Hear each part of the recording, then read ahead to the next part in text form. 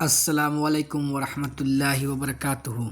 Nanangai khoi New Testament Bible dagi Nabi Muhammad sallallahu alaihi wasallam gi passingui gi makha chatrakpada khoi ngasi puduna lakliba topic New Testament Bible dagi khoi gi prophecy madudi Emmanuel. Babisi Book of Isaiah Old Testament Bible gi chapter 7 verse number 14 amsung 15 da madudi sumna hai yengu laisabi amana miron duna macha nipa ama pokani amasung mahaki mameng Emmanuel kogani mahana sagani makhan amasung khohi aduda mahana fataba thadokpa amasung apaba puthokpa ngamgani masi haikriba Isaiah gi chapter 7 verse 14 amsung 15 dagini ada hariba passing gu asida laisabi haina haliba wahai se Bible gi original Hebrew londa alma haibaneba alma gi Greek londa haragani Parthenos haibaneba tawibsung alama antraga alma gi arthaga Parthenos gi arthaga di yam khen ai haib tare Hebrew wai alma ka Greek wai Parthenos ka arthasi yam manade yam thina khen ai alma gi artha maun hana traga yum panba kuidriba nupi haibani tawibsung Greek londa Bible ithokpa matamda original wahai asengba artha onthokuna Parthenos lechabi haina ithokre Parthenos haibati khogi version haibani ado hojiki hariba oningbo mojesanu Dr. Davidson ko Christian gi research ki scholar amna sun hai taseng bamak prophet Isaiah na mahaki lairik te lechabi haina wahai sinaramde alma haiba wahai sinarami wahai sigi artha asengbadi maun ha haibani tawibasung Greek lon da iba Bible na alma gi mahutta Parthenos sadi lechabi haina serana ikhibtani wahang di hajik paliba wahai Emmanuel haribase kanano ado Emmanuel haibase kanano ado Christian sing na hai matungina Emmanuel ase Jesus Christ puni haibani ado hoje ekhona yengsi Jesus Christ masamaksi Emmanuel oikhibra haibado Emmanuel gi arthati God be with us ekhoi gloi leminaba isor ekhoi leminaba isor God with us ekhoi leminaba isor haibani pas commentary of Bible gi ekhoi gi page 442 yawbani ado Jesus Christ Emmanuel ni haiba khangnabai khudam amata gospel singda leite canonical gospel Mark, Matthew, Luke and John da masi yaude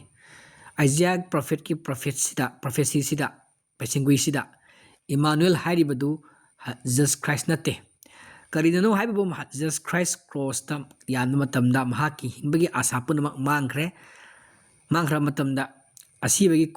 thongjinda manga leptun leira matamda mahak Emmanuel ni haibagi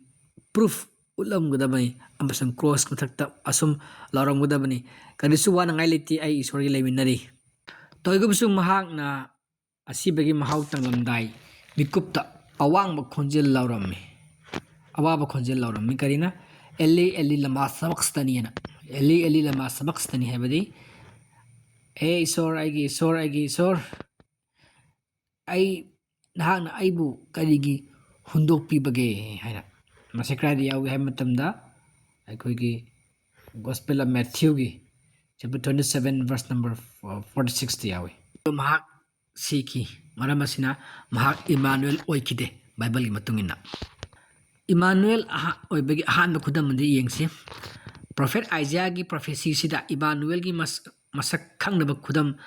ama takli madudi mahak na chagani makhan amasung khohi Jesus Christ na makhan amasung khohi jinjak oina sizina khi haiba gospel sinde karisu utte mana miyambu yu amasung drakya mahi pithakpagi wari utli Galili gi kananda luhongbagi chakhangba amada Jesus Christ amasung mahaki sebok singbo paton torami chakhangba da thaknaba yu watlabada mahaki mamana mangonda haiki makhogi thaknaba yu leitre maduda mahana hukum tawduna mon ani ahum chanbai nungi kharung taruk mafam aduda hana khilamadu ising pik thalallaga angakpa saktina haidi miracle amana इसिंग यू ओलहनगी अमसुंग मियामबु पेन यू पिथक्खी अदुदा सेबोक्सिंग महाकपु थाजखी मसिका याबि जॉन की चैप्टर 2 वर्स नंबर 1 to 11 यावरिमनि Jesus Christ na ising gi aseng bu yu olhan mai mahutta khohi olhalam driba karigino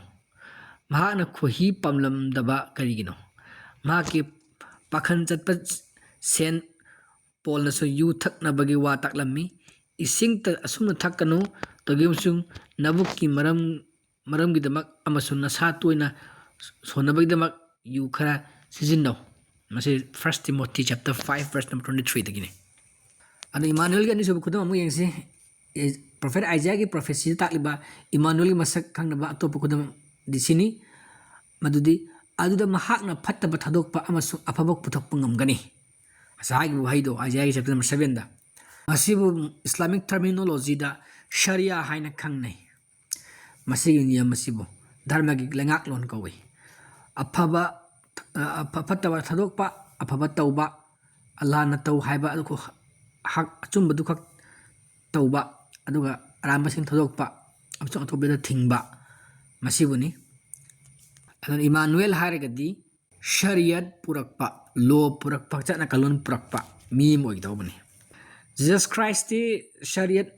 purakide mahna purakite ma gospel da magi shariat yaude mahagi Torah gi chachinhan ba confirm to but sabat plakpani मधुगी महत्ता सेन पोल सुन high अखोगी loop तब मखै loop चलाइरिबा loop अखोगी चटनरिबा सिंगसे खोसिंग syrup की मखा पोनबा सिंगनि हाइबा cars की मखा पोनबा सिंगनि हाइबा लो fulfil लो गी मतुंगिन हिंगिबा सिंगसे मसे काय वे मतमदा Galatians की चैप्टर 3 वर्स नंबर 10 to 13 दा अदन वाये थंगी वखा पोन पोक मसानि पाबु सिबिरकले मसानि पासिना वयल या थंगी मखा पोन लेरमली बसिंगदो हंदोक pinabani ana samuso hai ba Galatians chapter 4 verse number 4 to 5 ta yengo adu Jesus Christ Emmanuel oikidre Emmanuel oidibra oidre Isaiah ki prophecy te khudam amatta mangon da phangdabani mangon imply to biade mangon apply shi tawde aduna Emmanuel prophecy bu Jesus Christ lan sin na badi chum lan sin na bani aduga mangon apply to badi aran bani hoje ekhoi Emmanuel khudam animak prophet Muhammad ta sabchana thungbani prophecy si apply to bani imply to bani habda mu yengminasi makhanam sun khoi animak arbi singi sinjak ni prophet Muhammad na khoi am pamlammi aduga prophet Muhammad ki apun sida khoi chabe ki thodo ama thodo kya lekhi thodo adi matang da amadi sida pange madu khoi ki Quran gi khoi ki commentary su yauri bani tafsir sing su yauri bani khoi Allah Rasulullah na magi Zainab ki yum da chatuna itatatna khoi charammi namaz handol amatung da aduda अखोगी मागी नमागी चटनबी ओइना मसी जमिन तवे दुस मागी चिंजाक ख्वाई मन palm तरा सुबा लई मधाई बतरा सी बसदा चेंगुम vinegar अदेगी संगोम अदे खुरमा हदि डेट्स अदुसु खोई याउरी अदुन मसी prophet Muhammad na ख्वाई पाम चिंजाक तराई मोंग अमनी खोई असिसु prophet Muhammad tin लो पुरकपनी अदु कोई शरिया हन खंगनै अद मुस्लिम वर्ल्ड सु शरियत की दमक तनिंग असि खगी रिफॉर्म तो नबल होनरे बसी जुग जुगता अदुगा प्रोफेट मोहम्मद मुस्तफा ना प्रोफेट हुड फंग सही 13 सुबदा मसाई पुंसी सही यंखै उमदो सुबदा अरबी की मूर्ति सिंग यातप सिंग लौतुनरगा सुकनम मम्बा अहिंग अमगी तांगलो अथेंगुदा मयुम कोशिनुना हाकदगी इरांग तौखी खुदक अदुदा खुद अल्लाह की रसूलना Allah gi Allah na ngakpi ki aduga mahak escort tawduna kogi atopa lamda mahak nasathan ki ikui duna mahak ki achan ba marup Abu Bakr ki mayum yauki makhoi ani ma ahing makas ha thadok lamdana mile ahum lappa kogi famada leiba Jabal Sor ching aduda makhoi lekhuna aduda changduna laiki ahing ahum nungtil ahum marum thupna laiki अदुगी सोरुंग अदुदा खुंगुल लीबसिना खुंगुल अहुम खुंगुल assume तुंगिनुन लाकपदा लेखुन मनाक अदु यौसिलकी अदुदा अबू बकर ना मपु मनाय अनिमक मथय मंगाल गलोना यानमी पाजना खोय अनितनी हाइना अबू बकर ना मंगोंदा हाइरमी येकनबदि मयामनी हाइना